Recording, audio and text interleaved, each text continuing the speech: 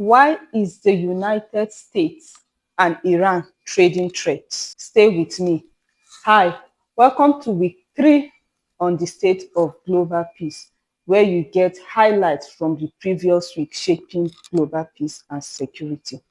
I am Caroline Indabla, a conflict, peace, and security researcher. I also monitor the trends of conflicts and how it affects your peace and security. So, stay with me. If you recall our series from last week, Iran has agreed on a tentative peace talk with the United States. This comes following weeks of trading of threats between both countries. If you recall, the United States had announced that a group of warships were heading towards Iran. Within the week, the United States Army shot down one of Iranian drone that was heading towards the ship at the Strait of Hormuz, where the United States Armada was stationed. This followed after the Islamic Revolution Guards Corps, that's the IRGC, had threatened to seize the ship that was stationed there. The threat between the United States and Iran followed accusation by the United States that Iran was developing a nuclear warhead, an accusation that Iran has continued to deny. But if you recall, in October 2025, the United States had carried out major airstrikes on 3 nuclear sites of Iran. Meanwhile, the peace talk between both countries has started. It had its first meeting within the week at Oman. However, regardless of this ongoing peace talk, the United States president has strengthened tariff on countries that trade with Iran. That is, any country that trades with Iran, either directly or indirectly, both goods and services, whatever form of trade that has to do with it importing into the United States will be threatened an extra tariff that might go as high as 25%. So Iran has announced that it will go on tentative peace talk with the United States.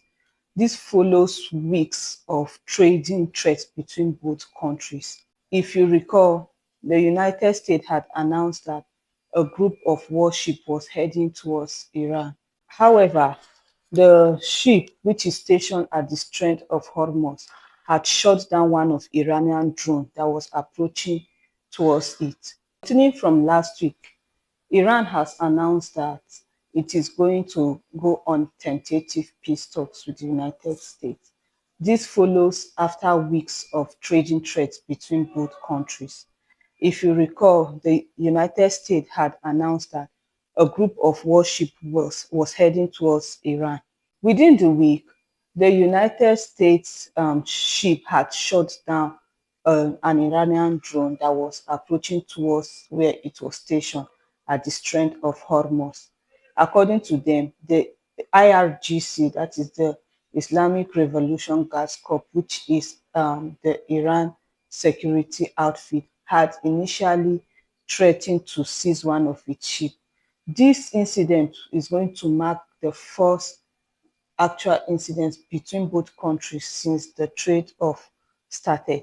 If you've not been following, the threats between the United States and Iran started after the United States accused Iran of developing nuclear warship, an accusation which Iran has continued to deny.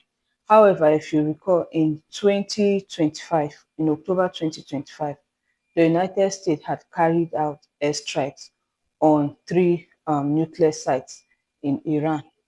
Meanwhile, the peace talk between both countries has started with its first meeting happening in Oman within the week.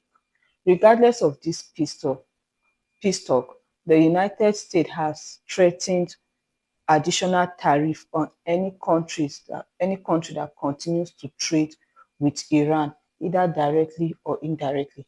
Let me explain this to you. It means that any country that trades with Iran, either goods or services, will be will have extra tariffs on it on any form of its import to the United States. That's the implication of the additional tariff announced by President Trump. Still on tariff, the United States president had also threatened tariff on any country that trades with Cuba. Talking about tariff, the United States has also announced it will be imposing extra tariff on any country that sells oil to Cuba. This follows the capture of Venezuela President Maduro, who is a major ally to Cuban president. This has put Mexico, which is the second major oil supplier to Cuba, in a dilemma after it announced that it will not be selling oil to Cuba.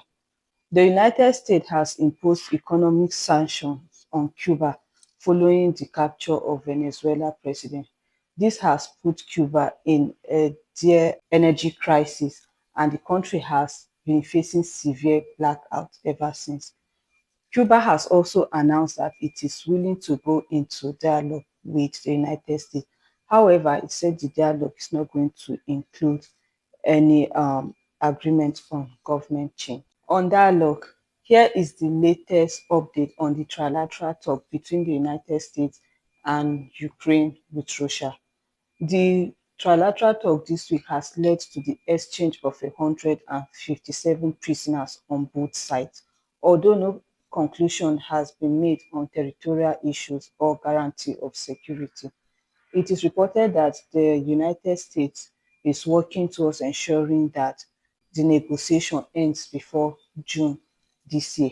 Although the trilateral talk is still ongoing between both countries, attacks still continue, with Russia targeting a major coal site in southeastern Ukraine, leading to the death of 12 people, and another attack on a maternity hospital that led to the death of 6 people. However, the major attack took place in the capital city of Ukraine, which targeted energy infrastructure, leading to severe blackouts in the countries, with thousands of people being without light during severe weather conditions. In same vein, the Ukrainian president has announced that over 55,000 Ukrainian soldiers have died as a result of the war so far. Meanwhile, in Russia, a Russian general has also been shot dead. The general is also a major strategist in the Ukrainian-Russian war that is still ongoing. If you recall, the war between Russia and Ukraine started in 2022, and the trilateral talk with the United States is one of the major peace negotiation that has happened between both countries since the war started in 2022. Still on peace agreement, the Rafah border has been opened following the ceasefire between Israel and Hamas. Israel has announced that the border is open partially to test screening across the border. According to it, only a few people will be allowed through the border, particularly those who are wounded and seeking medical attention outside Gaza. However, humanitarian and commercial activities are still restricted. The Rafah border is the border crossing between Gaza and Egypt, and the crossing was shut down in October 2024 by Israel. However, following the peace agreement between both countries, the border has been partially opened as part of the ceasefire agreement. If you recall from our past episode on the short-term ceasefire between the Syrian forces and the Syrian Defense Force, to have a short-term ceasefire against the Islamic State, particularly prisoners that were under the control of SDF. This short-term ceasefire has led to the safe transfer of ISIS prisoners to Iraq. This is to enable trials for these prisoners. Moving on to the Board of Peace, since its inauguration, the Board of Peace will be having its first meeting on the 19th of this month in Washington, D.C. Meanwhile, Italy has announced that it cannot be a member of the Board of Peace due to restrictions from its constitutions that is in conflict with the Charter of the Board of Peace. Moving on, 120 people have been left dead due to clashes between the Pakistani forces and the BLA separatist group. The BLA was said to have carried out major suicide and gun attacks on multiple locations, leading to the deaths of 33 people. In response, the Pakistani forces also said it killed 92 members of the BLA separatist group. The BLA, known as the Baloch Liberation Army, is a separatist group operating at the Balochistan region of Pakistan. The group has been in conflict with the government of Pakistan. The Pakistan government has repeatedly accused the Indian government of supporting the separatist group, an accusation which the Indian government has continued to deny. Likewise, there was a suicide bombing on a mosque in Islamabad, Pakistan, leading to the death of 32 people and over 160 people are said to have been injured. The Islamic State has claimed responsibilities for this attack. Based on investigation, the planning and training for the attack took place in Afghanistan and was done by the ISIS Afghan Operational Cell. So far, the mastermind of the bombing has been arrested alongside four other facilitators.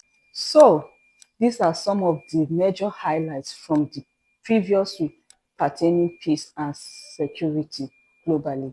You can also click on the link to read more on other events that were not captured on the video. I also hope to see you next week again on the fourth week on the state of global peace. See you then. Bye bye.